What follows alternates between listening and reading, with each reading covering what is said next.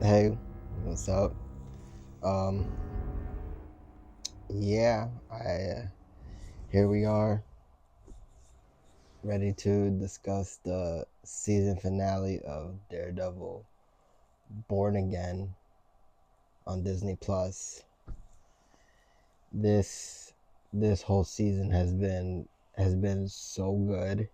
Like like oh my god, like especially this last episode, the season finale. It it literally felt like a movie. Like they like if they put a little bit more action in it and more runtime, because it was only like an hour, which the other episodes have been like up to like 40 to 50 minutes, which isn't bad, but this was like straight up like 59 60 minutes. So it literally was like a movie. It felt like everything felt like a movie, even though in the end it was like it was like he won, but it's not quite finished yet. We'll get into it, but oh my god, this show has just been so amazing. But yeah, I mean we see a lot of things get resolved. We see where people stand with when it comes to, are you on Kingpin side or are you on Daredevil in New York City side? So I mean, like, and the thing is, there was only like we get, it kind of picks off right after Bullseye shot Daredevil, but not until it gives us an intro of explaining, or basically showing, Vanessa taking Bullseye out of prison after the events of, I guess, from season 3 on the Netflix version, her taking him out of prison to put the hit out on Foggy and the person he was defending. And and I think she mentioned something about, like, oh, I think it was because he was messing with her business because she's running things while Kingpin is away. And so yeah, she convinces Bullseye to, like, get back in the game basically, and he accepts. So then, that basically explains that, yeah, it was Vanessa that put out the hit on Foggy, and why she did it. So then we get Matt in the hospital, and um, McDuffie is there, and so is Heather, and it was bothering me how, like, how Heather wasn't liking how Matt was still on, like, because Matt knows the answers now. He knows that Vanessa put out the hit on Foggy. He just doesn't know why, basically. And he's explaining it to McDuffie. He's trying to talk to her, being like, "Yo, we gotta get on the move. We gotta do this." And Heather's just being like, "Yo, like, what the fuck is wrong with him? I can't be part of this." And I'm over here like, "Yo, like, get on board. Like, what is wrong with you?" Like, she really doesn't see how bad of a person Wilson Fisk is. And it's, yeah, and she basically walks out. She's like, "Yo, you clearly need to get your mind together." And she walks out. And that's the last time we see both of them interact with each other. They don't interact with each other throughout the rest of the episode, which is crazy because they really left on bad terms. It almost felt like it was a breakup. I mean, I feel like when Matt finds out, I don't know. I mean, it gets complicated, but after that,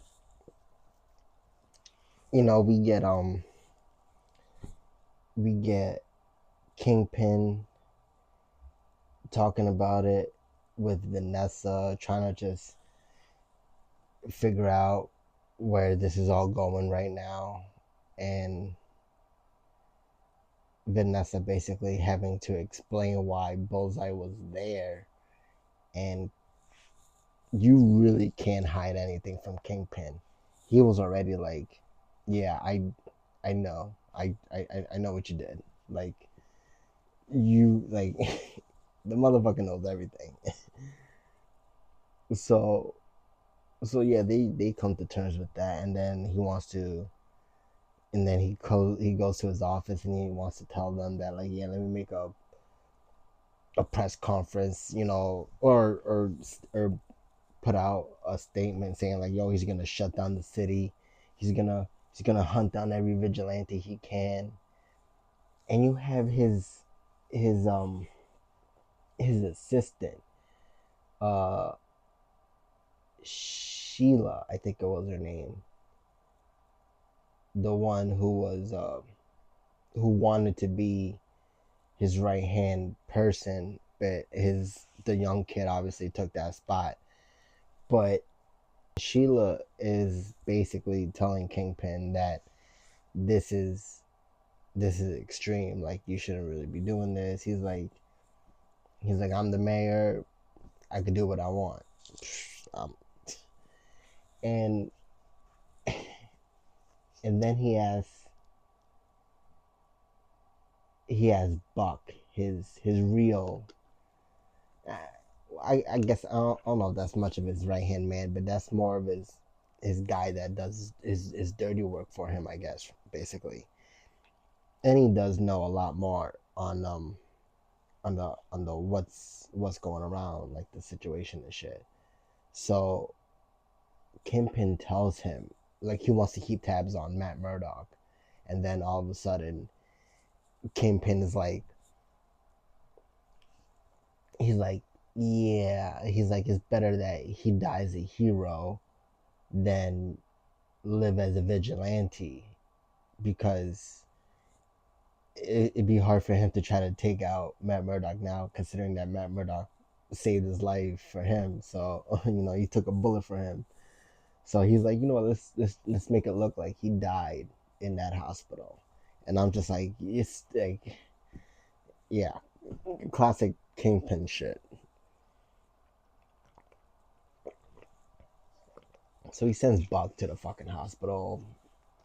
He tries to go in there, and the thing is, what I love about Matt Murdock slash Daredevil is that his ability to hear so well, that he has that super hearing, that he hears everything, and he hears it all from like so far away.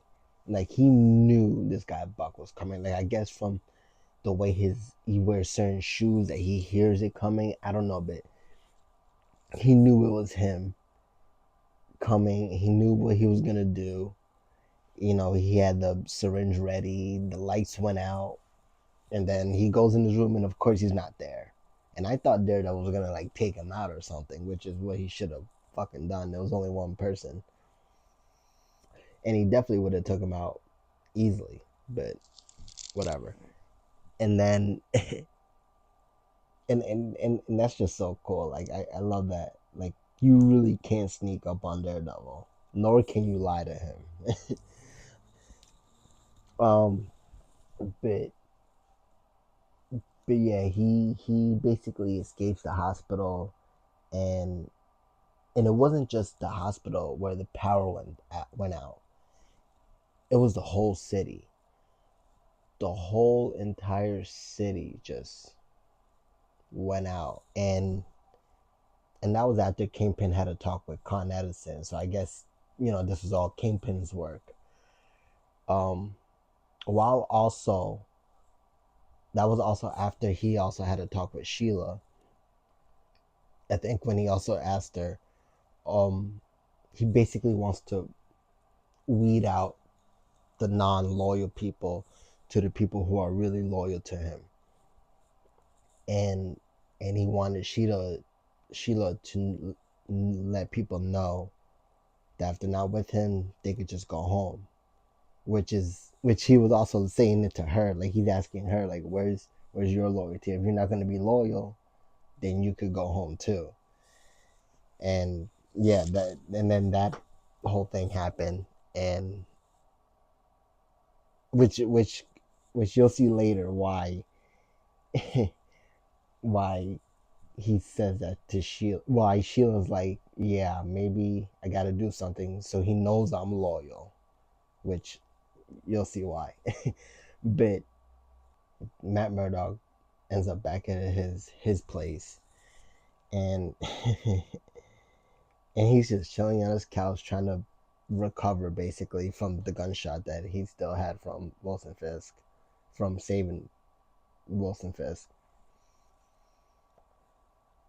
He was like, out of all people, I didn't expect you to show up. And who else shows up other than my boy Frank Castle, the Punisher? And when he shows up, it was like a movie moment. Like you could tell, like if this was in the theater, people would be like, "Yo," cheering and shit. But it was such a good moment. Like Frank has like the way they just go back and forth with each other is so good. He's like, you ain't got no coffee in here or whatever, some bullshit. um, but it's really good how they're having a conversation. Frank was obviously sent there to help him out, and that's when he that's when Matt Murdock hears the anti-vigilante task force coming up his damn apartment, and I already know what was gonna happen. Like I was like, yep, this is the team up I wanted to see, and they did not disappoint. Matt Murdock went to go put on his damn suit, and I was like, yo, you better put on that damn suit. And yeah, Frank Castle, he's got the fucking skull on, he's ready to go. And yeah, they just had a crazy brawl by the time the anti-vigilante task force showed up. And Matt Murdock, well, Daredevil's taking him out, knocking him out real hard. But the Punisher is straight up killing these guys. He's stabbing the shit out of them. He's shooting them in the head, just unloading clips on these guys, and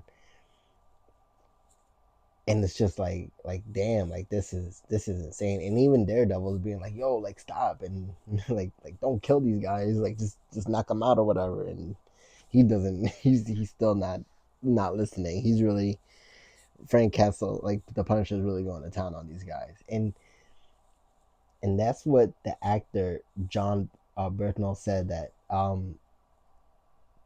we were gonna get like a really good Punisher in this one, like a Punisher that he wanted to really be portrayed as a real savage person, and they did not disappoint. The Punisher went fucking ham on these guys, and it was eye candy. and then and Daredevil was just being a badass too. Not as much flips, stuff like that, but he was using his grappling hook a lot, which I liked. But he got some good hits up in there too. After all that nonsense, the one guy they had left alive was I forget that dude's name.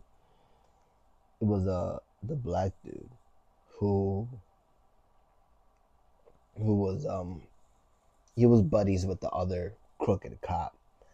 Uh, I forget his name, but he was left alive. I guess he's the only one that uses the bullets with the Punisher skull on it.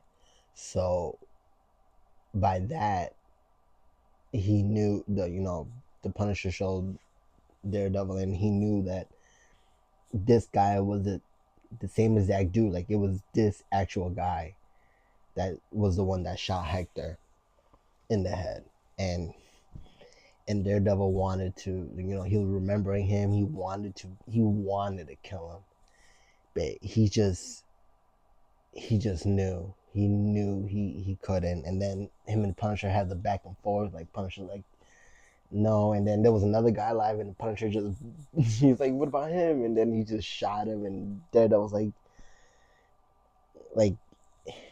yeah, he like you could tell Daredevil just doesn't not want to go back down that road again. Like he was thinking about the bullseye too, like the anger he felt like he doesn't. He's trying to be a better hero, I guess. Nah, and then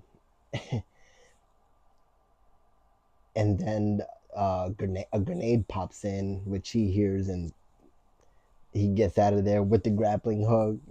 Of course, they did a slick way of not actually showing it, other than him just landing on the car. It was still cool to see though.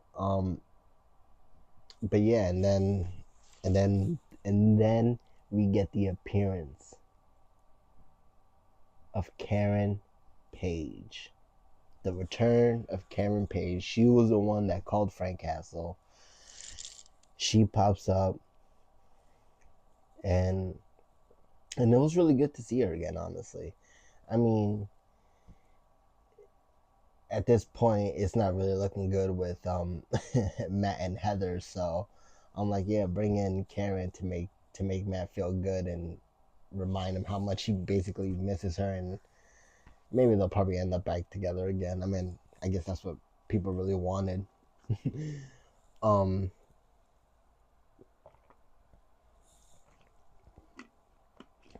but yeah, we get all three of them together again. It's mad funny because this is seriously like a love triangle. Like Matt has feelings for Karen, Karen has feelings for Matt, and Frank has feelings for Karen, and Matt can hear the heartbeat, so he knows basically how they're feeling um, in that moment, I guess. But but then they leave Frank. They ask him to help. He's like, no, fuck that. But it was a nice moment with all three of them. I really enjoyed it. Um, yeah. Then they leave, and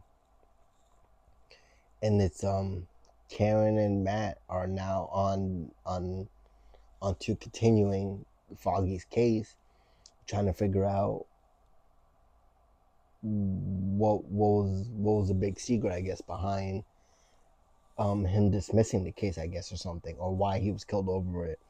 So they went to go find the paperwork, all that. It's a very good, it's like doing some lawyering work, basically, or detective work. And then they find the clues of the paperwork of Foggy his case, and apparently, apparently it was all about Red Hook. So Red Hook, the area where Kingpin was mostly focusing on, I guess it was because he wanted that location because of where it's actually like located, and the tunnels I think there's near underneath it or something. But either way, like it will make smuggling easy for him. He could do a lot of illegal shit legally, so or crime. legally, basically, especially with Wilson Fisk being the mayor, like he would just get away with a lot of legal shit or crime basically. So that's not good. And yeah, and that was the big plan, the big reveal that Wilson Fisk is trying to do.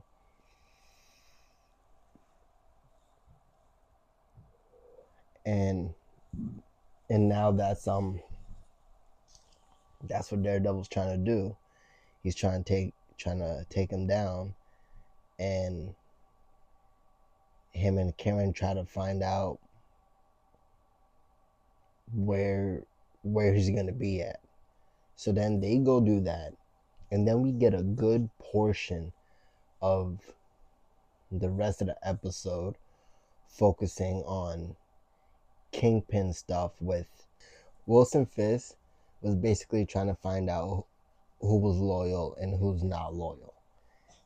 And then we have Sheila have a conversation with the police commissioner. And he basically tells her, he's like, yo, we both, like, he knows and she knows that Wilson Fisk is not done being the kingpin. And they both know that he's doing illegal shit. And the commissioner's like, yeah, I know you're one of the same people. Like he had a feeling of that, yeah, she's one of the good ones. That he felt that he can trust her to tell her that, like, yo, we should form an alliance or try to take him down, like that. And and at this point you're thinking like, yeah, these people will come together, they'll eventually Kingpin will be taken down. But no, we find out that she had that conversation recorded. She showed it to Kingpin, and that was her way of proving that she is loyal, and proving and showing that the commissioner is not loyal to the Kingpin. And honestly, I did not see that coming. And she didn't want to do it. You see the guilt in her. She felt, she was crying, like she didn't want to, but she wanted to be in so badly, I guess, that she was willing to do that, which cost that man's life in the most brutal way ever. I haven't seen shit like that since The Walking Dead. Kingpin has the commissioner surrounded with the anti-vigilante task force. He was picked up by somebody that he knew since he was a rookie, and he's like, "Oh, you're part of the vigilante task force." And honestly, I thought the commissioner probably even knew that his time was up, but I guess he didn't. And yeah, the Kingpin's telling him that he's nothing, he ain't shit. And he gives him a couple of hits, gets him down, and when he does, he just grabs his head and squeezes it so fucking tight that he basically rips his head in half, kind of like he rips one half, the top part off, the bottom half off. Like, it was yo, I did not know that Disney had it in them to go that hard. Like, what the fuck? They, not even that, but like, they're really showing how strong the fucking Kingpin is. That he can rip your head apart. That is brute strength, and that is showing everyone in that room that they should be afraid of this man. You see it in some of their faces, the fear in their faces, that they're like, dude, he just, not to mention the kid that knew the commissioner when he was a rookie. Like, you just saw like, someone, I guess one of your mentors' head just get ripped apart, and you're just like, okay with it. Like I don't know. They're just showing how easily people can be corrupted or how fucked up the world is. But that was some hardcore shit. And I applaud Disney for doing some shit like that because that really that left me fucking speechless. But yeah, so he takes out the commissioner. Commissioner's done. He tells the press that he resigns, basically, and I guess that was the big moment with the kingpin. You know, taking out the commissioner, finding out who was loyal, who wasn't. He ended up telling the council, I think, or some couple politician councils that they need to get on board with him, and he sends his new assistant, the young kid, who this kid hold on.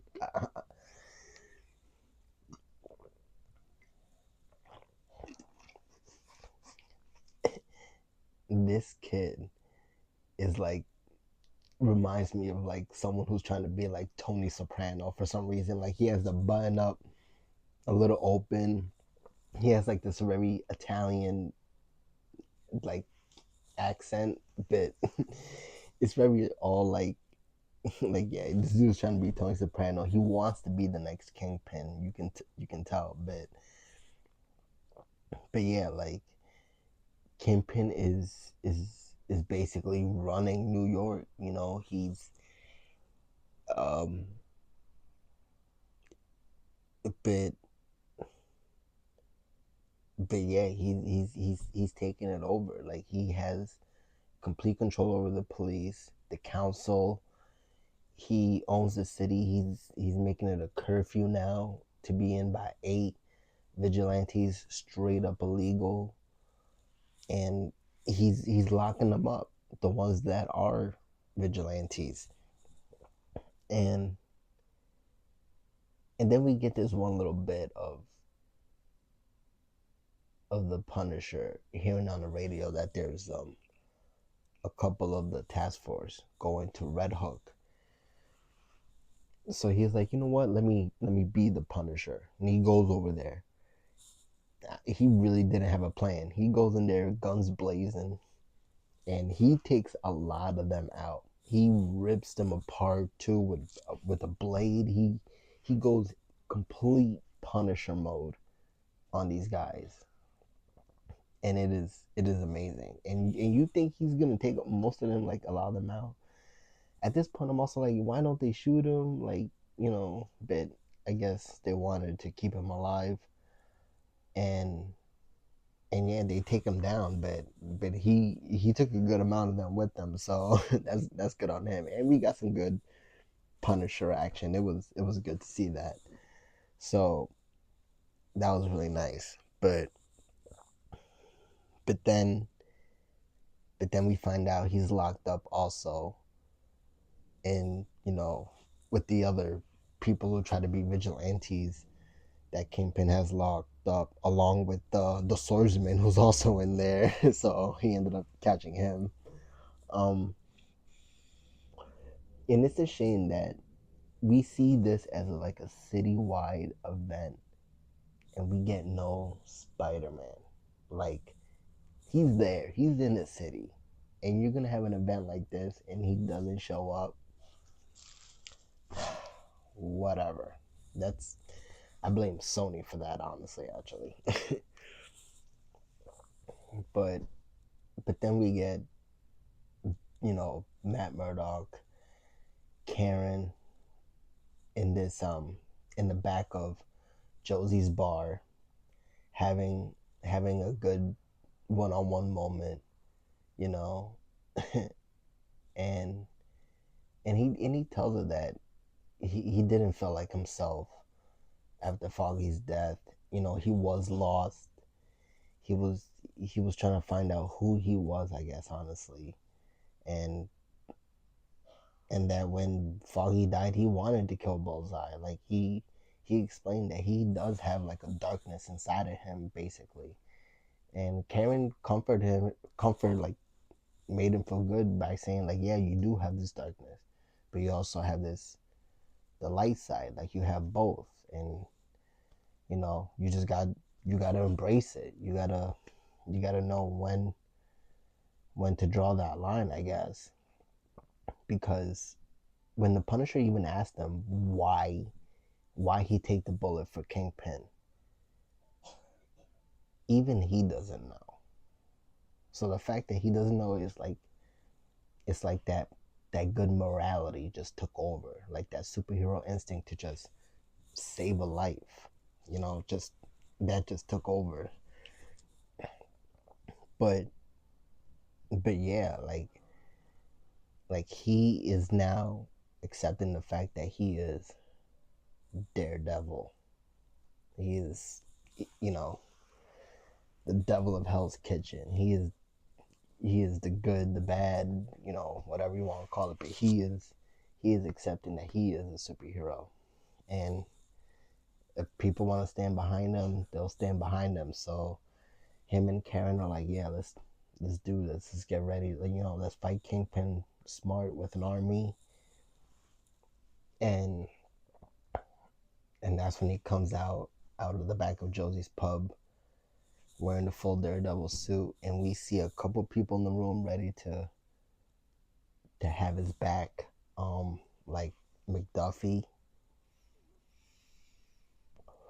the detective, the other detective, Angie Kim, I think was her name.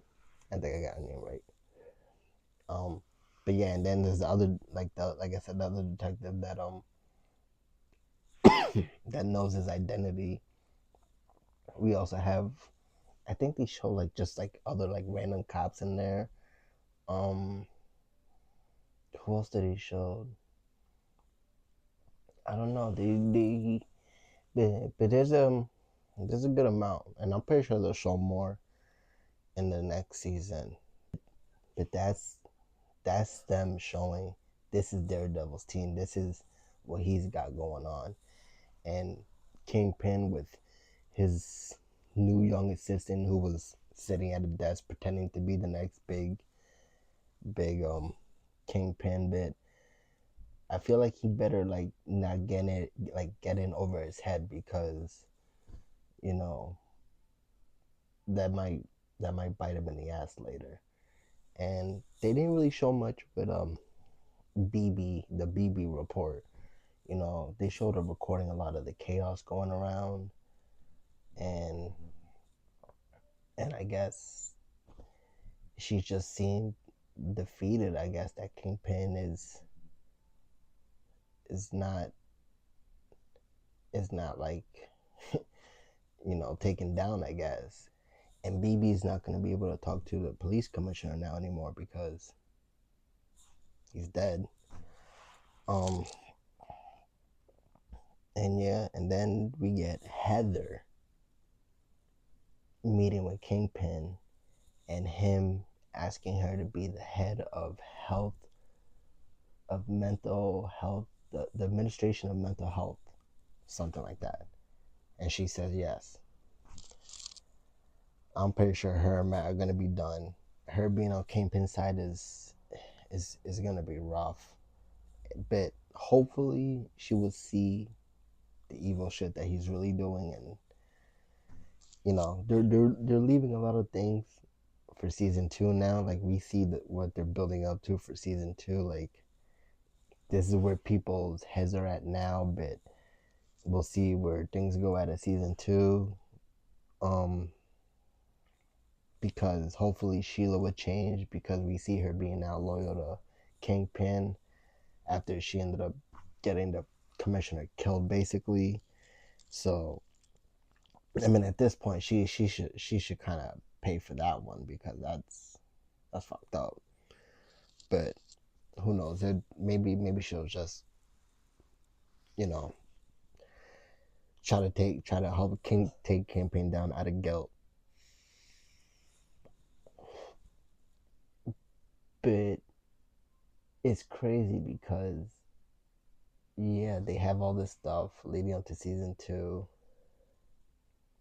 and it ends with Daredevil in the suit in the bar with his army, I guess, um, ready to take down Kingpin. And honestly, season two is just gonna be straight out Daredevil finally embracing who he is. So he's gonna be on the suit out 24/7, whooping ass. Hopefully, I mean I've seen some pictures already of season two, but I can't wait. Like, cause obviously they're already filming it, so it's gonna be fucking amazing.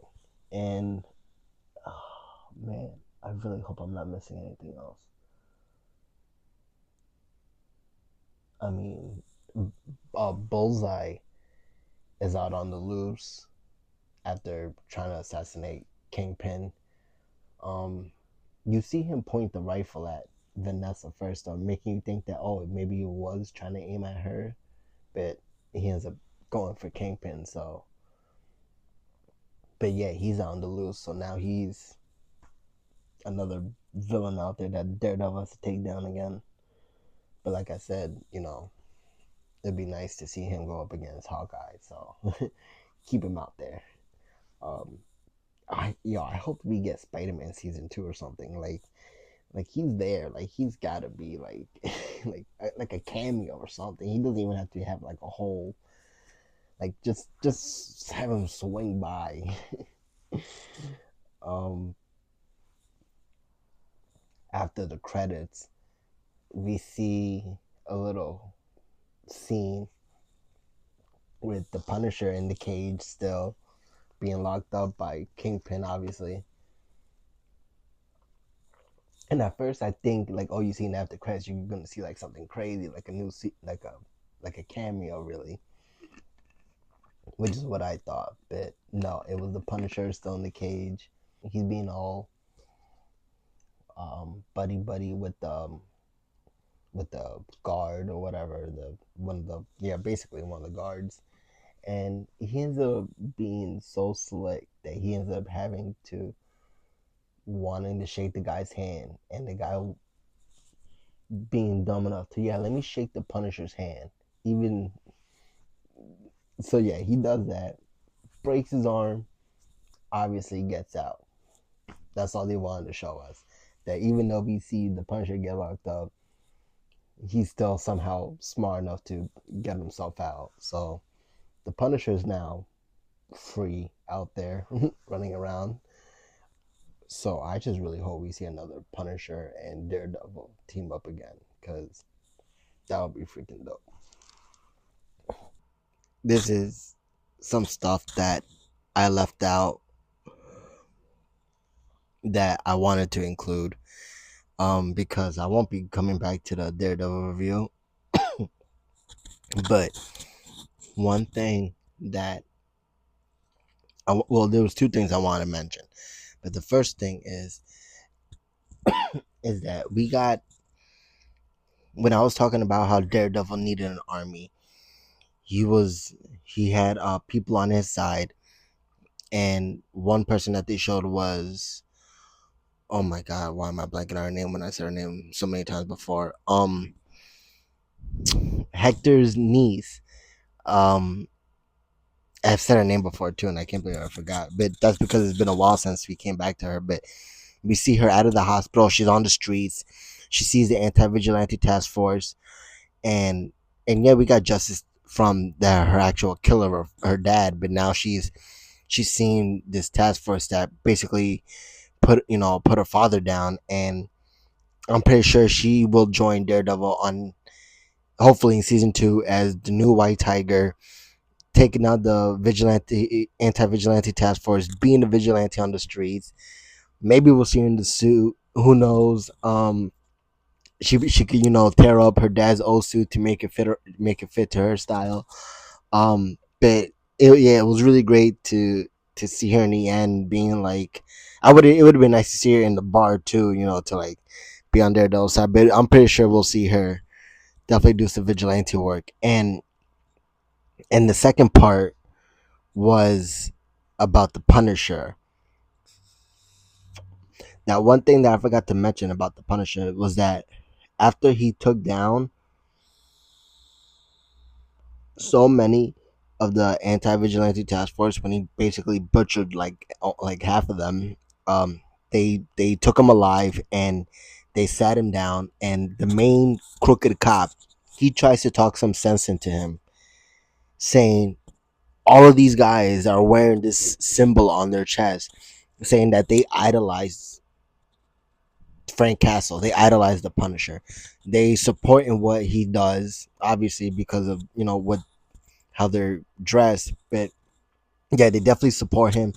They want to back him up, or they want him to lead them, basically join their team. And and you're almost thinking for a second, like, would Frank Castle be behind this? And he is looking at them like they are a bunch of fucking psychopaths, that they all try to be so hard to be like the Punisher when they would never be anything close like the Punisher. He tells them all that, oh, like, they know his pain, they know what he's been through. They don't know shit what Frank Castle's been through. None of them will ever go through what Frank Castle's been through in losing his family, and being betrayed by his closest people. And yeah, Frank Castle basically just calls them all lunatics and fucking crazy for even idolizing someone like him. Like, he knows what kind of fucked up person he is. So for people to idolize him, he thinks that they're even more fucking crazy. And yeah, that's why he just wanted to murder like most of them. One of them being a woman, I think, even, which was crazy because Frank Castle doesn't give no fucks. Woman or not, he would just murder you. But yeah, those were the two things that I really forgot to mention. And yeah, that's mostly all what I have on the Daredevil review. Hopefully his team in season 2, it would be an actual team, like the Defenders coming back, Spider-Man, Moon Knight, even. Let's keep our fingers crossed for stuff like that. um Punisher obviously will definitely come back. um but yeah, that's basically all that I have right now for Daredevil. Hopefully this video was good for you guys. And the next time you will see me, I will probably be reviewing Andor season 2. So yeah, if you haven't seen that show, definitely give that a watch. Andor season 1, I mean, watch season 1, and then let's get into Andor season 2, and then after that we might as well just watch Rogue One, and then Star Wars: A New Hope, Empire Strikes Back, Return of the Jedi, Force Awakens, Last Jedi, uh, The Last Skywalker, um, Mandalorian. We go down that road. It's a whole train ride, but yeah, uh let's keep this train going. So like this video if it was fun for you. Hopefully the whole Daredevil season was good, and let's get excited for season 2 of that also. Till next time,